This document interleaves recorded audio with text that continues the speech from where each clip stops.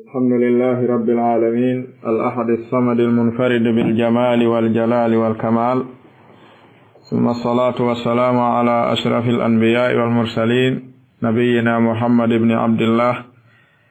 وصلى وسلم عليه الله عز وجل. أما بعد، السلام عليكم ورحمة الله وبركاته. أيها الإخوة، ما زلنا في مواصلة هذه المذاكرة في كتاب الله عز وجل بهذا الطريق، ترجمة التفسير، ونحن اليوم في أول سورة يوسف، ونسأل الله تعالى التوفيق لما يحبه ويرضاه، وأن يغفر لنا الزلل والخطأ، إنه جل وعلا ولي ذلك والقادر عليه. أن يتي الله تبارك وتعالى كرب دينغول إن سيرالي جوكي تقول ندو درسان دك ترجمة التفسير. hande hiɗen ɗettita ka arande suratu yusuf. ndeɗo simore kone innira suratu yusuf ko tawgol nde foppu mayre ko nde yewtata ko fi qissa ɓeɗo annabaɓe tedduɓe annabi yusuf alayhi salatu wassalam. suratu yusuf ko makka nde tippi, sina ayeje seeɗaje niɗe ɗuuɗa. hinde mari ayaje 111. suratu yusuf hino tippi baada surati hud. nde hudu tippi ha gasi ko yusuf woni ko hikki ɗon en yi tartibul qur'ani on ko non yaari kadi en yiɗa hikkodiri. alay ndeɗo simore hinde yewti piiji hawniɗi e nder mayre, hinde mooɓi piiji. karamo koɓɓe noon ɓe wi koni sabu hande tippi ino jeeya yewtuɓe ɗum ɓeɗo sahabaɓe tedduɓe Sa'd ibn Abi Waqqas radiyallahu anhu woni kawu nelaɗon alayhi salatu wassalam. ɓe maaki qur'ana tippino e nelaɗo ko ɗuuɗi, tawi hiɓe janga, hiɓe waajo, hiɓe janna. yoga e julɓe ɓe wi nelaɗo, law qasasta alayna, hara on issantono men seeɗa ko waɗi pittali ɗin no muulida e yiɗugol alqisas. fittandu hino yiɗi qissa, hino weltoro qissa, hino nafitoro qissa. nde sahaba ɓen ɗaɓɓiri nelaɗo, hara on issantono men qissaji seeɗa. jomi men jaabi ko ɓe ɗaɓɓi kon, tippinani ɓe ndeɗo simore bi kamili ha himo qisso e dow maɓɓe fi annabi yusuf, hakkunde mum e baaba gotoɓe mu'um, e nene gotoɓe mu'um, e yumma mum e baaba en mu'um. ndeɗo janga tawi qissaji wondi ton ɗin hino hawni moƴƴa noon ko woni kon e nder suratu yusuf. wonoy kadi ha juuti ɓe arti ɓe wi ya rasulallah, law haddastana, sinno on yewtayne men kadi hara ko yewtere mubadala. joom men wi'i allahu nazzala ahsana alhadithi, o tippini ɗum qur'ana nde foppu mayre ko nde hadis, ko nde muhadata, nde yewtay on woni ɗum ɗon ko kayre woni nde. amma qissa ko landi ɗon kon ɗum ari ko ɗum adde suratu yusuf. joni noon mo wi'i qissa moƴƴa, sahaba ɓen no ɗaɓɓi qissa, jomi men jaabinani ɓe tippini timmunde. sa wi qissa moƴƴa ma qissa wajortake ma noddirtake, arayno hawni ka hawnake hawni ko ɗum addi simore nden, ko tawgol qissaji ɗin hino nafa pittali ɗin, hino ñentine kadi e qissaji ɗin ko ɓuri ɗuɗude di yamiroje ɗen. sabu qissa si walike neɗɗo etoto ñentinde kañum. ko ɗum si jalla wa ala o udditi simore nden o wi'i bismillahi rrahmani rrahim, en firino ɗum. o wi alif lam ra, ɗeɗo kalfe ko ɓuri sellude kon ko jomi men herori andugol ko muuyi kon e majje. o wi tilka ayatul kitabil mubin, o wi tilka ɗeɗo ayatul kitabi ko ayeje deftere nden, ko jeeyaɗe ayeje deftere almubini feeñunde nden. karamo koɓe balaga ɓe wi oɗo tilka ko ismu ishara lil ba'idi, fal muradu bihi al qarib, bimana تلك آيات الكتاب المبين أي هذه آيات الكتاب المبين لأن تلك كو اسم إشارة للبعيد كون فالمراد هنا القريب بمعنى ديدو آيات هنا جيا آيات دفتر فينيو نene وي إنا من أنزلناه من تبني القرآن أن من ودين القرآن كون جانجتين عربيا إدنغ العرب لعلكم فيه أنهم تعقلون يوم حق الفامون كون وولتكم كلون ستوي كضرورة ودنغ العجم أن ترجمة التفسير كوادي كو أندين كو لعلكم تعقلون من المستحيل أن تعقل شيئا لا تفهم معناه wawata wonde nde haqqilta hunde nde a famata ko wowlata awa eggugol qur'ana on maana muɗum on ka ɗengal arab wattana ɗum ɓe nanata arabu ɓen e ɗengal maɓɓe ngal ko darura dini ko ma ɗum wona sina ɗum ɓe famata ko qur'ana wolta kon jalla wa ala o wi ko non ɗaɓɓi qissa nahnu menen naqussu meɗen qisso alayka e dow maɗa annelaɗo ahsana ko ɓuri labeede alqasasi qissaji ɗi bima awhayna komen qissori ko ɗum komen wahayni ilayka faade maɗa hada alqur'ana nde ɗo qur'anare ko ɗon men woni rewnude qissa on kaka wahyu wa in sikoni kunta annelaɗo a latinoke min qablihi ko atti qur'ana tippade maɗa lamina alghafilina ko a jaaɗo e welsindiɓe ga e tippagol alqur'an ɗo hadihi alghafla naafi nelaaɗo no jeyano e welsindiɓe fijoɓe bonnoɓe oɗo gafla ko zuhulul aqle ani shay'i atto nelaaɗo wahinede maɓɓe nde ɓe heɓi duuɓi 40 ɓe wahayina hari ɓe meeɗali miijade ɓe wonay nelaaɗo ɓe meeɗali so'ude qur'ana tippoto e maɓɓe kana min alghafilina bi anna alqur'ana sayanzilu alay kana la yashur en faami gafla on wana fi hari ko ɓe welsindiɓe fijoɓe en faami joni qissan ko ɗo fuɗɗi o wi iza anditi qala yusuf nde annabi yusuf wi anno li abihi baba en mum ya abati konon yo baba en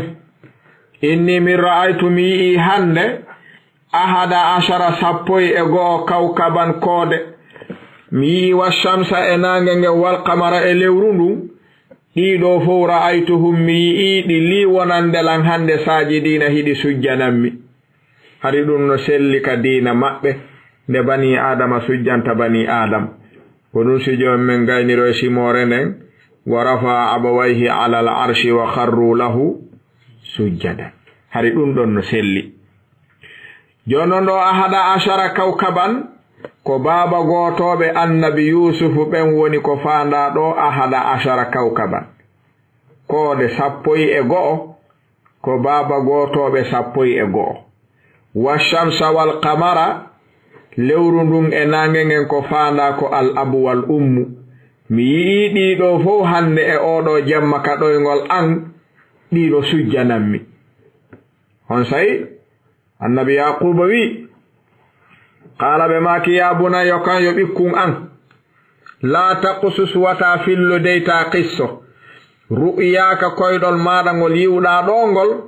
ala ikhwatika e dow siɓɓe maɗa baba gotoɓe maɗa ɓen ko waɗi sa wolaniɓe ɗum tun faya kiidu laka ɓe fewjante kaydan pewjoje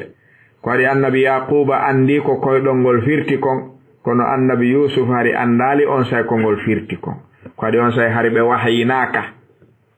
kaɓe waɗa annabi kaka ɓe bugaka nder ko loyru kono baba maɓɓe kañum ko annabi faami ko koyɗol ngol firti kon ɓe wi noon awata yeeto siɓɓe maɗa ɓen ɗum ɗo dey maru ko waɗi inna cheytan lil insani wonande neɗɗanke on aduwun ko gaño mbinum feeñuɗo ngaygu mum fewjanaymo ko lorratamo o wi wa kadhalika ko wano noon noon yajitabika wonma suɓorde rabbuka joomi maɗa wa yuallimuka o andine min ta'wilil ahadithi yoga e firoji koyɗi wa yutimmo timmina ni'matahu nemaji makko ɗin alayka e dow maɗa wa ala e dow ali yaquba ɓeygure annabi yaquba nden kama atammaha wano timminirno ɗin nemaji makko ala abawayka e dow mawɓe maɗa ɗiɗo min qablu ko atti ɗum woni ibrahima wa ishaqa den andi baba e mabbe ko yaquba baben annabi yaquba ko ishaqa baben annabi ishaqa ko ibrahim en fami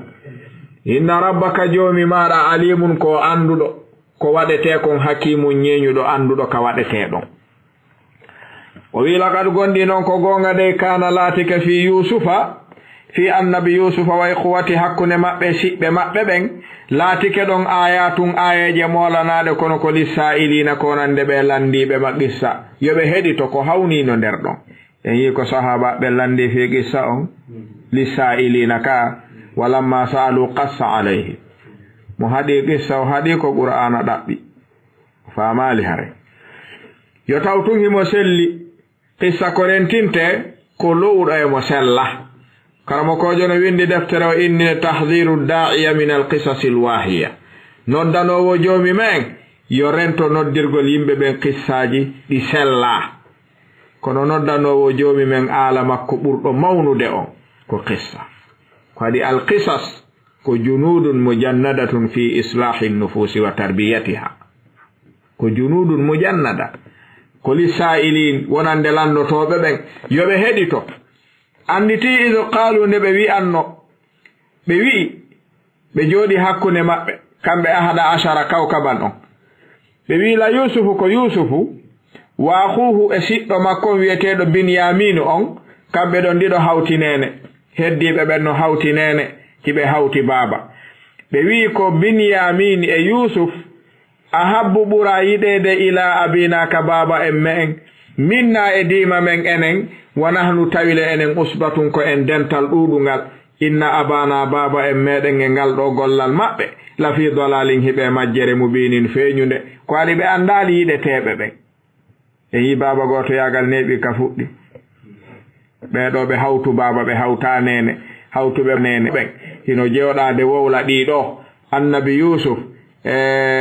binyamin ko be hawtu be nene be hawti baba beeda heddibe be hawtu baba ka annabi yaqub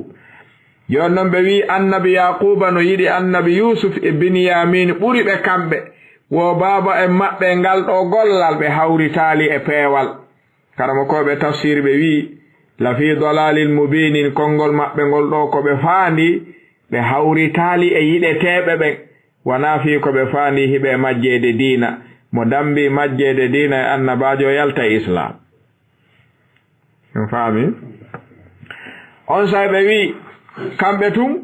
dangandi honnu wadeten hettondiren e baba en me en be yida en be nela en be wadana en hara ko enen tum woni don be wi men ganda uqtulu yusufa wo ware yusuf si o wadali dum awitrahu huma dum bugodon mo ardange leydi woddundi yakhlu lakum heddano on weebitano on wajuhu yeso abikum baba en mo on hara on hettondira e makko tuma faala don wo hara ko non tungoren tibiddo on say haray o yidai on watakunu latodon min ba'dihi baawo gollal mon bongal ngal don qawman wonto yimbe salihina mojjube do be ardin faamugol ko bono be woni wadude kono sibe gayni mo be tuuba sibe tuubi be mojjitoyay kono be wadai tawbakkatu hibe andi warugol neddo no harmi kono sibe wari mo habe gayni be tuuboyebe wonta kadi qawman salihina wo insha Allah en andi do ko teware wonta jalla wala wi qala qa'ilun wi o wi e mabbe woni mawdo on kayumma mabbe kambe ben don sukabe on don wi la taqtulu waton warude yusufa taynanante don wowli wa alquhu bugemo fi ghayabatil jubbi e gayde boyli ghayabatil jubbi gayde boyli so mbugi kemoton yaltaqituhu hoccaymo ba'du sayyarati yoga e rewobe fejja in kuntum si tawi on laatike fa'ilina kon wadobe dum min non mi tawta wadu gongol goy kono si tawi ma wadon tan warumo dey ukkemo ka boyli no gasa goddo hoccay nabane oya tan warumo ko mawdo mabbe wowli dum in kuntum fa'ilina wade dum do min non mi tawta dey fa'ilina faami fere nden kono si tawi dudube ben no tawti fayda mo tawta ko aybe tun e gacce hebata kono yi o tawta kanko ka kono dirnali kadi few o nawobe ko buri tanjinade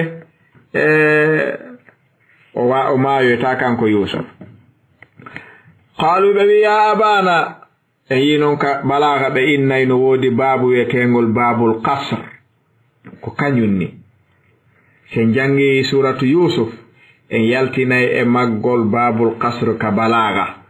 ko wiyete qasru ko taƴugol kala ko tawata si taƴama haɗata faamino si jantama ɗuɗɗinay haala kan en yi ko ɓe yewtiɗa kon haa ɓe gayni kisan ari qaaluɓe ari ka baaba en maɓɓe ɓe jooɗodi ɓe wiya abana ko an yo baaba en amen malaka ko honɗum haɗuma la ta'manna a ala men hoolade ala yusufa e dow yusufa a jaɓata accidude men e kumpay kum men fijiɗa ole ko miññirawo amen ni sa accidi men men yehi wa inna menen kadi lahu wonande ola nasihun komin laaɓoɓe reedu men janfata ko o tawi annabi yaquba jaɓata annabi yusufa yalta fijoya tawi ɓe hoolaki gila ka annabi yusuf yeetinoɓe koyɗol ngol tawi joni ɓe hutitike sukaɓe ɓen e maɓɓe ɓay ɓe andi battane firo koyɗol ngol tawi joni yusuf ɓe jaɓata yalta ko jooɗo ɗo tun jooɗo takko an tun jooɗo tun si ɓe anni men yahi fijugol ena jooɗo ɗon anta yaw fijugol joni noon ɓayi ɓe huliwata ɓeya sortu kun naɓa waroya ɓe wiyaaliɓe kadi on waroyay kono taw yaade makko accanelanmo takko an ɗo tun ɓe waɗi délégation coggal mon nangal ɓerini ya abana malaka la ta'manna ko nun hutani ɗon men ko nun haɗi on hoolo ɗon men e dow yusufu o jonnon men e makko men yamen fijoya ɓay ko pay kum menen kadi men janfatago ogoy wa inna lahu lanasihun kayna gonga en faami ɓe wi baba arsilhu accitumo ma'ana wondude amen gadan jango yarta o elto seeɗa taw jooɗo tum pay kon fijay yarta o elto seeɗa wa yal'abo fija seeɗa wa inna menen lahu wonande yusuf simen yaadi la hafiduna komin reenoɓe mo aynamo min jooɗata ko haa goɗɗum waɗamo haala nabi yaquba wi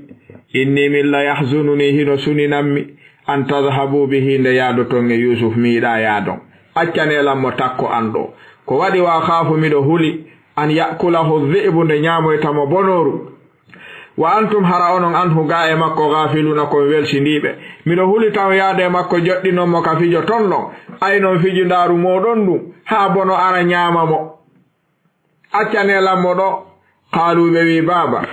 la in akalahu dhi'bu simen yaadi e yusufu min jokki haajuji amen haa bono ñaamimo wa nahnu menen usbatun komin dental men 11 haray inna menen idan on tuma si ɗum woni la khasiruna men perdi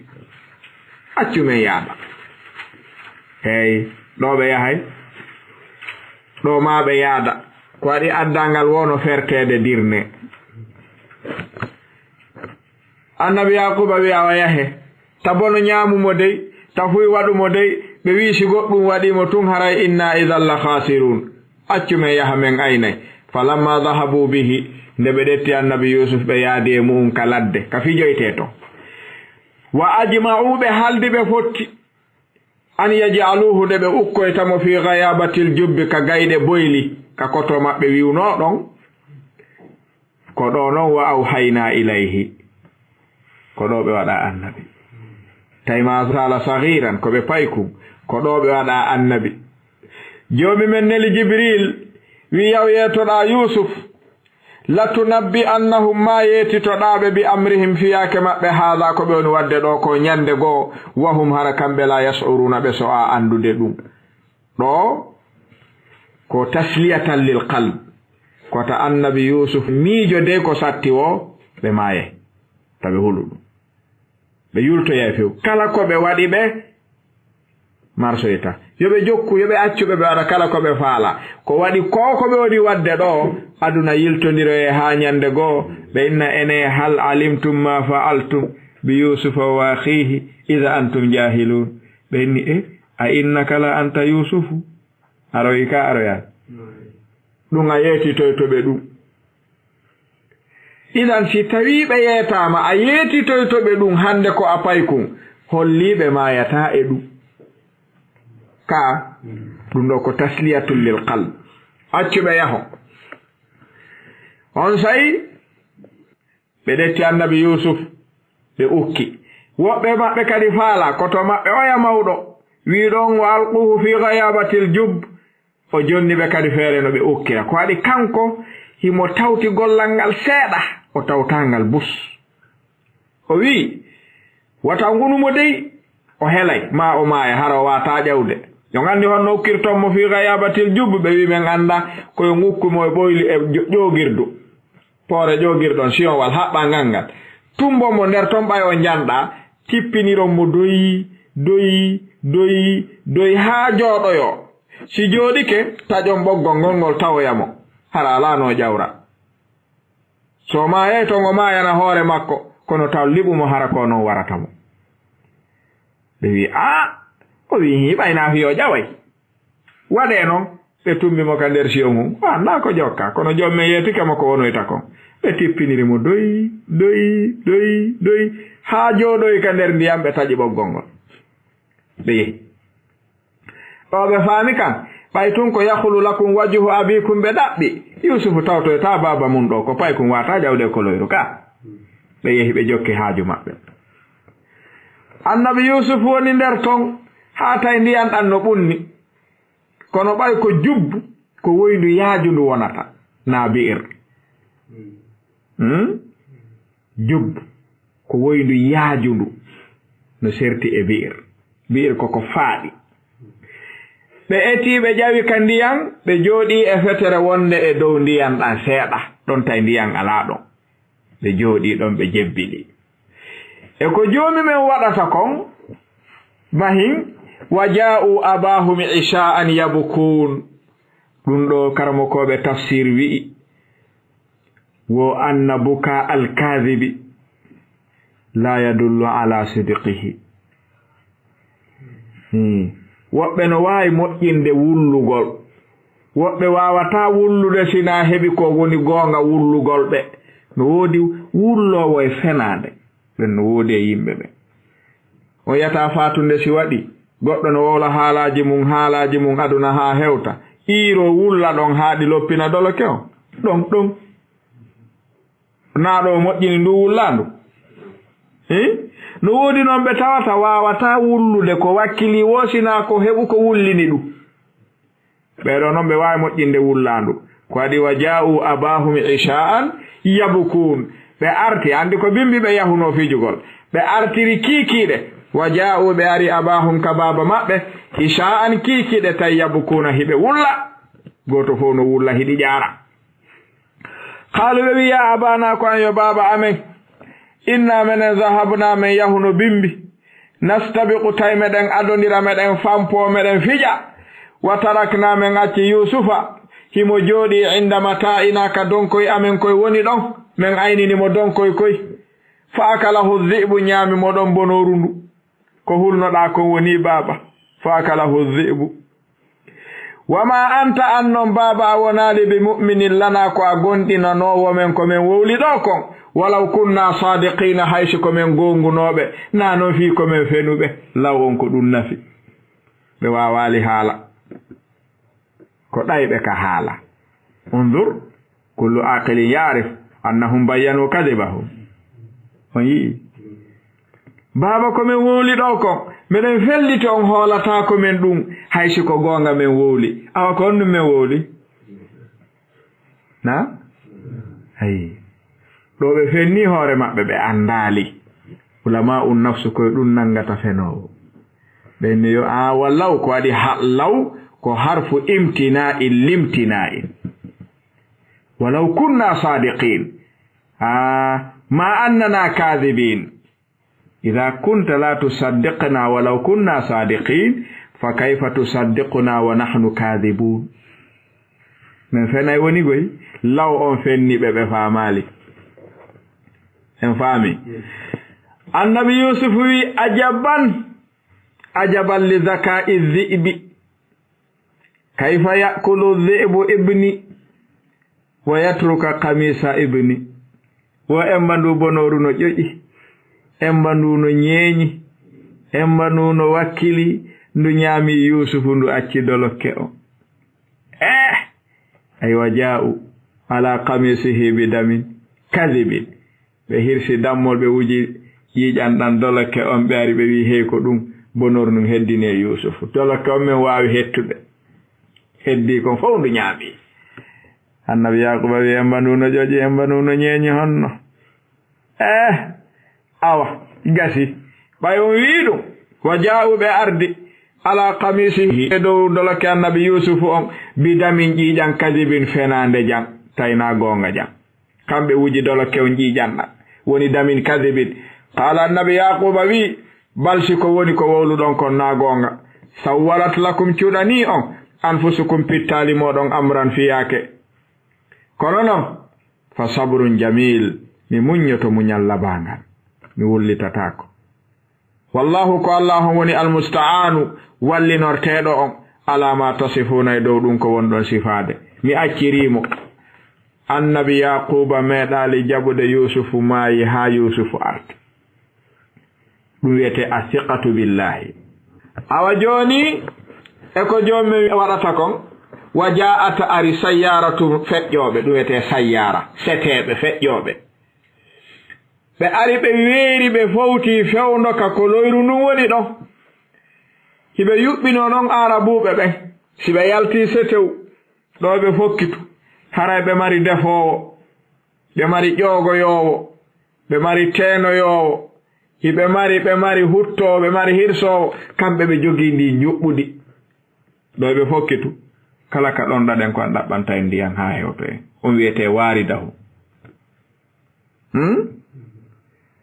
ɓay ɓe ari ɓe weeri tun jama wi men ɗon ɗaama immo hombo immi waariduhu wa ja'ata ari on sayyaratun feƴƴoɓe seteɓe fa arsaluɓe neli waaridahum ƴoganowo ɓe on fa adla o ari ka koloyru o tippini dalwahu poore makko ƴogirɗo siyon wal ƴogirgal ngal o tippinigal doy ɗaɓɓugol ndiyam haa ngal jooɗoy ka ndiyam tum annabi yusufu iwi ka hayre tippi tumbi e nder maggal ɓe njanɗa oya fuɗɗi ƴogude pooɗa tawi ɗo na ndiyam tum teddiri ni kono ko teddi ɗo ko ma on ti anda kadin kadi ko honɗum ni o poore no teddi ngaɗa pooɗa pooɗi haa hewti tawi pay kun no jooɗi nder ton kun tawta nelaɗon ɓe maaki utiya yusufu satral husni joomi men ko tagi kon fof gila annabi adama haa darngal daro ko bani adama laba kon fof ko feccere heɓi yusufu tun ɗetti feccere ngari ɗen wawi sifaade kin ngari haa honto karamo koɓe tafsiri ɓe wi ko heɓi ɓurɗo yusufu laɓede o ko nelaɗo tu kadi e yinoni yarude noon ɓayri oɗo ƴogowo yi'imo kaalo wi ya bushra e welo am banni mi arno ƴogugol ɗo hande haala hino ni mi ƴogi gulamun paykum mi ƴogi paykum e ngol ƴogugol am weli min hande ndaari paykum no labira wa asarruhu ɓe suuɗimo kanko yusuf ɓe wattimo bida'atan ɗo ko haal kullu halin mansub abadan kullu halin mansub wa asarruhu ɓe suuɗimo heddiɓe ɓen ɓe huliwata ɓe feññi fii makko e hoɗo ka ɓe weeri ɗon ɓe jattamo ɓe suuɗimo ɓe watti hakkunde maɓɓe wa ɓiɗɗo makko ɓe jaɓaali hollude ko hoccaɗo ko ƴogaɗo haa ɓe yaltinimo e hoɗo ka o ƴogaɗon ɓe wattoymo noon misra on say bida'atan alahum marchandise yeyeteɗo ɓe wattimo makiti en faami bida'atan non ko haal tawi wallahu allah on alimun ko anduɗo bima ya'maluna ɗum ko ɓe woni gollude on say wa sharawhu ɓe yeeyimo bi thamanin coggu baksin ɗuytingu darahima mbuukoy ma'dudatin limakoy wa kanu ɓe laatino fihe annabi yusuf min azahidina ko ɓe ruuɗeɓe ɓe anda fi o payku nde tawno ɓe andali qima maɓɓe on ɓe yeeyri ɓe no ɓe heɓira tun ko ɓe ñaama en faami tawi ɓe anda qima maɓɓe on wa qala on say wi alladi on istarahu sooduɗo annabi yusuf min misra jeyaɗo misra on ɓayo addi paykun kun ka galle makko o wiyani limra'atihi debbo makko on akrimi teddi maswahu werde kumpay kun asa ko pelleti mido tanjini an yarfa anande kumpay kun nafoyta en nyande go aw nattakhidahu ma jogite don kumpay kun watten kun waladan biddo meden kwade hino nigila jombindirden en jibinali en hebi biddo tay gorko on medali jibinde kanyum e beygom be wi joni be wattay kumpay kun do biddo mabbe en faami fulbe futa wonedi jattata jeyal hotay wakadhalika ko wanono makkanna men newiniranno li yusufa fil ardi kalaydi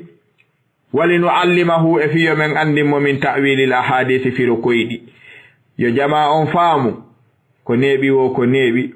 wallahu allahu on ghalibun ko folowo tun ala amrihi do fiyake mo fandi on walakin ko ni tun akthara nasi ko buri dudude yimbe gertotobe ben la ya'lamuna be anda ko jomi men folata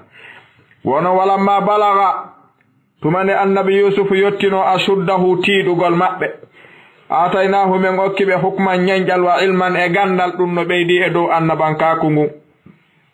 wa kadhalika ko wono non najzi men yobirta menen al muhsinina labinobe golleji be on say wara wadatuhu dabbiri annabi yusuf hore mudum allati on debbo mo tawata huwa kanyo fi baitiha hibe neede ka suudu makko o dabbiri annabi yusuf an nafsihi ga e hore mabbe wa ghallaqatil abwaba o soki bafe den fo o fermide o falide wa qala to yani annabi yusuf hayta laka newani kema ko falada o newani kema ko do hala arabu haadi nde debbo jebbilta hore mudum gorko alaka buri do hayta lak o gollitiri ngol kongol qala annabi yusuf maki ma'adha allahi mido moloro allahu o yo dandan yanugol e ko noddatami ko nge mudum mi susata dum ko wadi innahu modi mada rabbi woni pullo angon ahsana o labini maswaya werde anden rabbi huna sayyiduhu laysa khaliquhu fami pale zamanu mabbe ko be gollitirayno isma sayyid ko rabb ko sharia men on dum hada annabi yusuf wi mi torike allah yo dandam yanude ko dabbirtami ko wadi modi mada ko woni pullo am sodudo la teddinimmi honnimi ka galle mudu wernimmi werrande labande yo allah hon dandam mi janfaade mo ka be ngore makko mi wadata dum ko wadi innahu shiko woni la yuflihu malata few nyande dargal azzalimuna toñaybe ben dum ko toñeno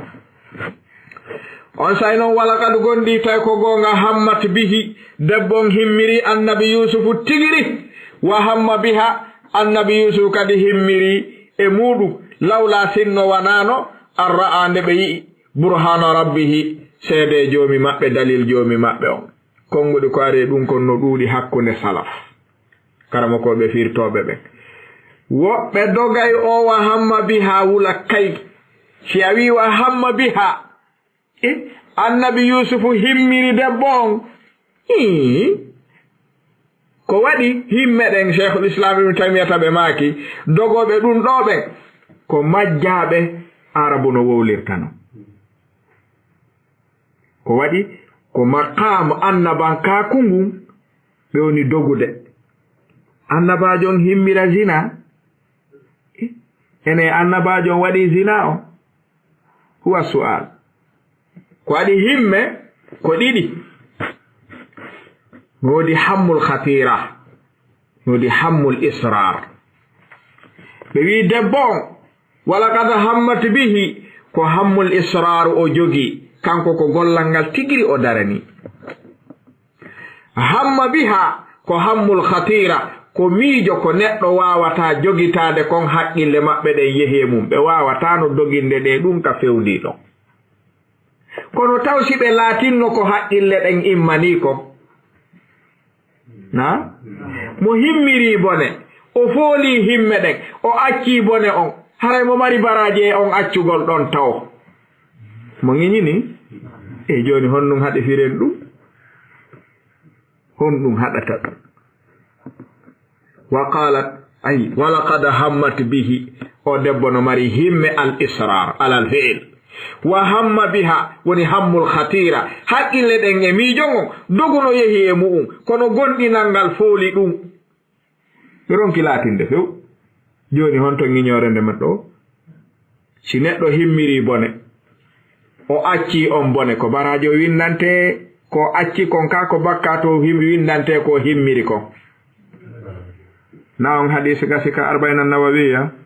hadisul hammun nafs tayyib ala huyɗo ko sen sendindirali himmeji yimɓe ɓen dogen firongo cheikhul islam ko ɗum ɓe maaki debbo on ko hammul israru jogi annabi yusuf ko hammul khatira ɓe jogino ko neɗɗo on wawata jogitade kon miijo hakkil neɗɗo wata orude ɗum neɗɗo wata fewjande ɗum kono golle miijo ngon mo wawi dolnude fewla ɗum si neɗɗo on no taga hino waɗa e makko shahwa kamila ko imminta on ɗon shahwa kamila timmi wata on shahwa immo mo wawi ɗum koye juuɗe makko woni kono wata on laatin ko shahwa on faalakon jomumen no watti ɗum e juuɗe makko ko waɗi ɗiɗo ko umuru nafsiya ɓe wi'i shahwa wona neɗɗo jogii ɗum joomi men ko haqqille ɗen halfini ɗum qada'ul haaja huntugol neɗɗo haaju makko wona neɗɗo on jogii ɗum joomi men ko haqqille ɗen halfini ɗum adribu lana masala tan yeggitu ulama nafsu ɓe wi'i si neɗɗo faalama huntude haaju mum ɓaawo hoggo ma ɓaawo suudu si ɗum dilli e ɓanndu makko ndun si haqqille ɗen so'i no woodi ka ɗum hunteteɗon hino no ɓatti no hetti ko haqqille ɗen duñata ɓanndu ndun kon soñña ndu fii yo waɗu joni joni no serti si tawi dilli tawi haqqille ɗen no andi ɗum nokku mum ala ɗo ɓattaki ɗo ko wawata kalmude jogoko ganda si ɗen famude kawna wolirede tongoy no maƴa ɗo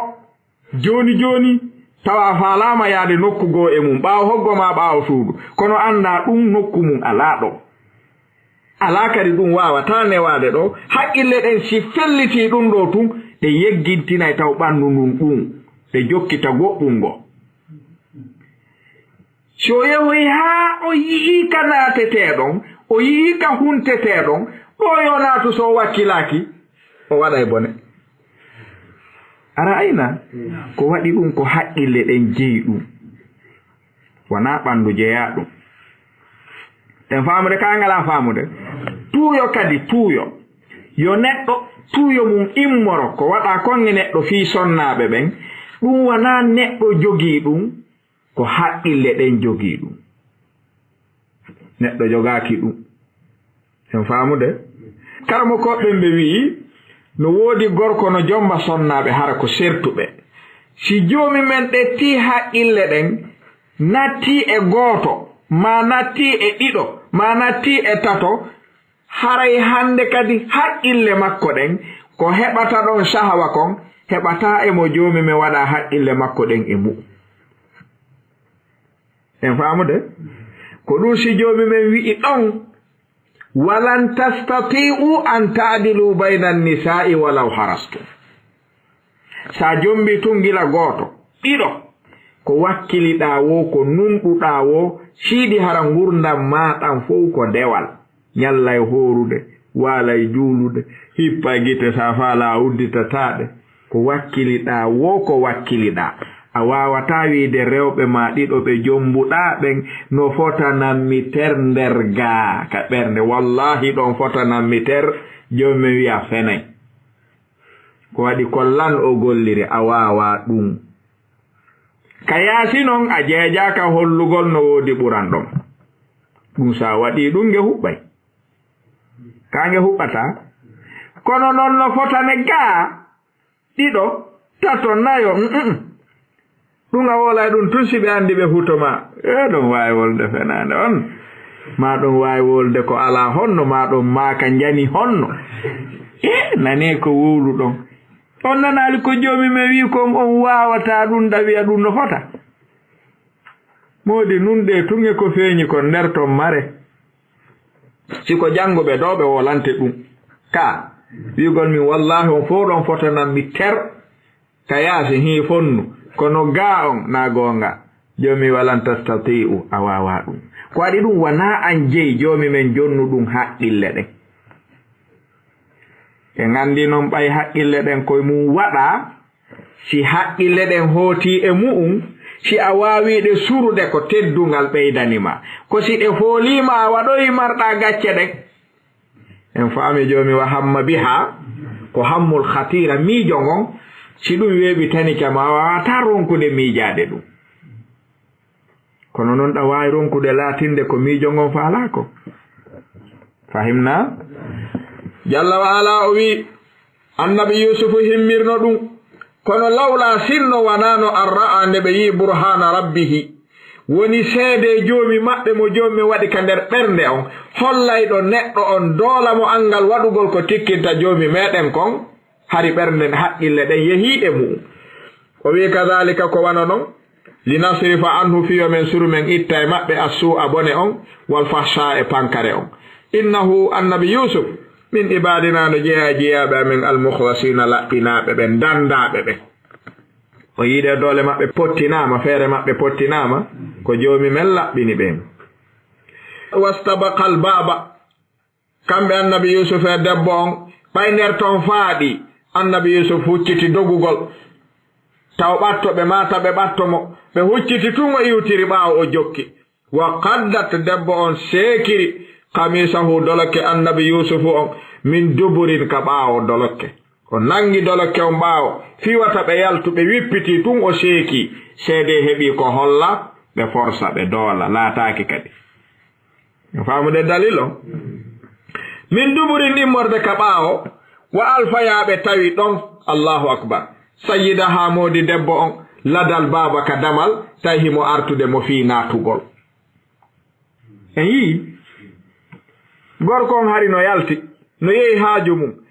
ngo tippiro ɗo ngo memmini fewno ka o artata ɗon ka annabi yusufu dogata ɗon laawo hewtita gorko on hawroniri o hewti ka damal mo fii udditugol naata hiɓe doguda yalta debbo on no jokki ɓe o nangi dole komɓe wippiti o seeki tum ɓe udditi baafangal ɓe tawi mo himo dari ɗon ha debbo joomi wi inna kayda kunna adim feeñanayi en hannde ndaare nani rewɓe goo illa man rahima rabbi hiɓe jogii sifa hum wiyeteekum wayluka ɓe waawi ɗum wayluka moƴƴingol haala ndaare ɗo no debbo moƴƴiniri nan naa kanko memmini naa kanko porgiti naa kanko raɗii naa kanko wonaa dogeede ni ɓe tawimo ɗon haala to ɓanti konngol ɓayo yi moodi makko o wi'i ma jaza'u ko honɗum woni njoddi man arada on faalaɗo waɗude bi ahlika e ɓeygure maɗa nden su'an bone illa si wona an yusjana nde o nangete o soke ha nde o laawoto aw adabun alimun maɗum o lette muusude o hande seeɗa yanayi an ɗo waɗa fitinayi an e hino kon ɗum o handi ha nde o laawade hey wimami dogudu ɗum ko seeɗa o waranmi hande joni noon si neɗɗo eɓɓi wadde fitina e ɓeygure maɗa nden an ko ɗum wawɗamo wadde ko ɗum o foddi e mum kono gorko on kana aqilan labiban haliman saburan o hawja siko worɓe goo ko haqqil welegeeru ɓe gollirta ɗo ɓe gandi welege welegeeru ko tuma ndiyan ɗan fati pañunni ndu ukkoro nder ton hoore nde en faami turbugol tori ndi si turbama ha ɓendi ndu acce nder ton kadi fatida e mayru si gasi ndu ƴawnama fittata ha laaɓa poy watte nder ton si fuɗɗe yarede ndu mettata hunde ni woni hakkilu welege si ko worɓe goo ɗo debbo on si wowliri ni si jama on yawali tun goɗɗo e maɓɓe wara oya ka ko ɓortagol ñoso ukkonire naamin sendataɓe ɗon haala faamoytaake ka kono gorko on ɓe wi kana labiban haliman saburan o joginoɗi o deƴƴi o heɗi wowla ha gasi o heɗiti qala annabi yusuf wi hiya ko kanko rawadatni ɗaɓɓirinmi an nafsi ga e hoore an yomi waɗe makko bone on mi ɗaɓɓiralimo ɗum mi waɗali ɗum kadi lanɗon no deƴƴi hada kana haliman ka worɓe boy no wawi mo deƴƴo heɗi wa shahida seedi tawa shahidun seedotoɗo min ahliha jeyaɗo e siɓɓe debbo on ɓiɗɗo bappa debbo on tayno ardi e moodi debbo on ka lanɗo on tay ɓe ardi bi mana ɓiɗɗo bappa debbo on tay hino ardi e lanɗo on ka lanɗo on ɓayri debbo on hiwrike ɗum ɗa ma jaza'u man arada bi ahlika su'an illa an yusjana aw adhabun alim annabi yusuf kadi deƴƴaali ɓanti konngol wi hiya rawadatni an nafsi konngudi ɗin piyodiri kaaɗi piyodiraali joomi men ko waɗata kon tawi kadi ko neɗɗo jeyaaɗo e enɗan debbo on mo miijataake toñugol mo ɓisa mo ma yeddana mo goonga ñaawata ɓe lanɗon wi joomi men tawnuma nde ɗo huunde ka an kon nu marɗa ko wolaayi ɗum ɓiɗɗo bappa debbo gorko on wi min komi mari komi ñaawa ɗo ko an yo lanɗon wi hi o wi ɓayri oya wi'i o raɗilan oya wi'i o jokkan si piiro waɗi no woodi no ñaawirte maɓɓe ɓe maaki si seede ala hakkil no ñaawa ma ɗum ɓe maaka si ɗengal towi hakkil soray ka sorata si goɗɗo wowli marɗo hakkil wooday ko faami o wi in kana qamisuhu qudda min qubulin shahidu on o wi in kana si tawi laatike qamisuhu doloke annabi yusufu on qudda ko o seekira min qubulin ko yeeso haray fa sadaqat debbo on wowli goonga haray ko e duñugol debbo on gorko on doloke on seekorto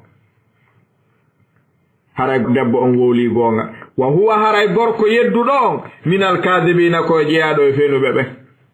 wa in kana si tawi noon laatike qamisuhu doloke gorko on qudda ko seekira min duburin kaka ɓaawo haray fa kadabat debbo wowluɗo ɗum on o feni wa huwa haray gorko on mina sadiqina ko jeyaɗo e gonguɓe ndaaren coñci ɗin ko honto seekira ñawore anden toon weli fi ka tawi kadi wa shahida shahidun min ahliha ɗo ɓuri tiiɗude ñawore nden kadi nde woni hokkumul am ka falamma ra'a nde lanɗo on ɗaɓɓiti e annabi yusufu haa o yi'i wondema kamisahu dolokke maɓɓe on qudda ko seekira min duburin kaka ɓaawo qaala lanɗo on wi innahu nde fewjore feƴƴunde ɗo ko an yo o debbo wiyeteɗo zaliha non o wiyeteno min kaydi kunna ko jeya ɗum e pewjoje moɗon ɗe ɓisirton worɓe ɓenni nde ko wonne ɗum ɗo wiyete kalamu ta'rid o wi o fewtali mo wi a fenay o wi hey pewjoje mon ɗen no ɗuuɗi nde ɗo no jeya e pewjoje mon goɗɗe ɗen kanyo zaliha inna kayda kunna pewjoje moɗon ɗen non azimun ko mawnuɗe goy en yimo sornude ley ton fennugol mo ka kono laɓɓinali taw a fenay ko ɗum ɗoyete ardul kalam o wi yusuf kanyo yusuf mi gayni ɗiya debbo aarido an haada ɗurno gaye ɗum ta danko ko debbo wolata terto ɗum ta ɗum woni miijo ma ta ɗum woni haqqille maɗa jokku ko mi wima kon ka galle an jooɗo jokka haajuma an oɗo debbo zaliha wastagfiri li dambiki in sinano o bakkatuma mo faggitiɗa ɗo fennimo ka o fennali na kono laysa tasriha ara'aytu o wi ko waɗi innaki ande kunti a laatike ngal gollal maɗa ɗo accugol ma moodi maɗa ɗaɓɓira gorko janano hoore muɗum a jeyama min al khati'ina e faljuɓe ɓen mi jaɓali a tewi a falju kono a falji hande istagfiri li dambiki on meeɗiide sifa o gorko na ɗen wawiri ni na ko hoore nden on tigi yarata ka woɓɓe no wawi pikkude crise e ɗum maaya ko ɓeygu a jokkata ha o maaya ɗon tigi o accamo noon kadi ga goɗɗo jomba ɗum no landi ɗum ndaare muñal o gorko yii ka ɗum ɗo wiyete alhilmu waɗugol doye piiji ɗi hara na nanugol tun hocco cikko o yii o tefi ha laaɓi o wolani debbo on ko handi kon o wolani gorkon ko handi kon o jonniti goto fof geɓal muɗum o jokkiti kadi haaju makko hilmu wela heɓude Allah subhanahu wa ta'ala arkisen alhilma wal anat o gandi Jadd bun Qays nelaɗo ñande go ɓe joɗoduno e makko hiɓe yewta ɓe daarimo ha juuti ɓe ni ya Jadd bun Qays o wi naam ɓe ni fiika khuluqani yuhibbuhum Allahu ta'ala wa rasuluhu jikkuji ɗiɗi noye ma hiɗa jogiiɗi joomi men e nelaɗo no yiɗi ɗin Jadd bun Qays o wi mi welti ha mi eɓɓi wiirude mi wi nelaɗo jikkuji ɗiɗi wiɗon noye an joomi men e nelaɗo mum no yiɗi ɗin ɓe wi hi o wi ko honɗi woni ɗum ɓe maaki alhilmu wal anatu hiɗa jogi angal hawjangol piiji ɗin hiɗa jogi waɗugol doy e kala ko naatata a hawjata joomi men no yiɗi ɗum e jiyaɗo Jadd bun Qays wi nelaɗo ene ɗin jikkuji ɗiɗi joomi an tagitan e majji kaa ko min faggiɗi ha heɓi ɗi ɓe maaki joomi men tagide ɗin o wi alhamdulillahi alladi jabalani ala ma ahabba o wi mi yetti joomi an tagiduɗol an e ko yiɗi kon ko aɗi ɗi weli faggade kono ɗi wela ñinnude hiɗi weli faggade kono ɗi wela ñinnude a faggotoɗi ha faama a heɓiɗi si goɗɗum porgiti tun yeggitaɗi few ha gayna golle ɗen sa gayni andi to yanon subhanallah ɗo kadi jaka wanani kono hara gayni kono si tawi a tagida e mu'um ko yani naare ɗum ɗo en yii o lanɗo golle makko ɗen ɗo en yii doy ɗo ka ɗum ala ɗo doyno ɗo dey joni en ari e joni yugol bismillah yeeso annabi Yusuf ko holluno kon woni al i'tirafu bil fadli lidil fadli irritanagol moƴƴere nden joom moƴƴere nden wa tabarru min al hawli wal quwwa daroɗen noon inchallah ha on say gaynitoyɗen wallahu taala ala wa alam assalamu aleykum wa rahmatullah